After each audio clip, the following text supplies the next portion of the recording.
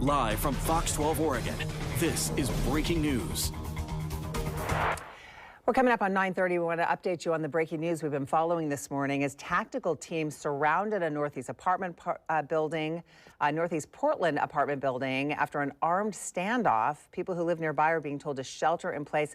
Fox 12's Mackenzie Richmond has been on the scene. Mackenzie, walk us through what's happening now.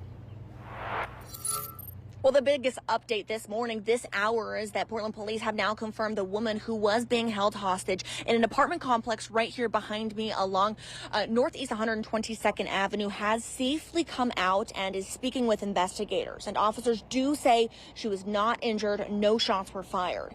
Investigators say an armed man with a criminal record was not letting that woman leave the apartment. That's the Highlander Apartments, which is initially what raised concerns and why police responded at 5:30 this morning.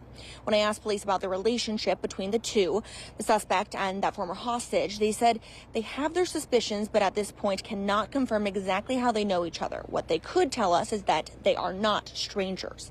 It's still a very active situation, as you can see, with the potentially armed suspect still barricading themselves inside the Highlander apartment complex here. There are dozens of units on the scene. Portland Police's Special Emergency Reaction Team, crisis negotiators, and more, all keeping their attention right on that apartment complex. Now, police say they are actively trying to talk with the suspect, whether that be by phone call or just calling out to them in general, and have had some success, but the suspect still will not come out. Some nearby apartments have been evacuated as a precaution, specifically those within this perimeter of the police tape. We have also, while we've been on the scene, heard several loud booms coming from the area. Now, police have confirmed that those are tactical munitions that have been deployed during the operation, but because the situation remains active, they could not elaborate on exactly what types of munitions are being used or why they're being used. Of course, as you can see, still a very active situation, and as soon as we do learn more, we'll bring you those updates.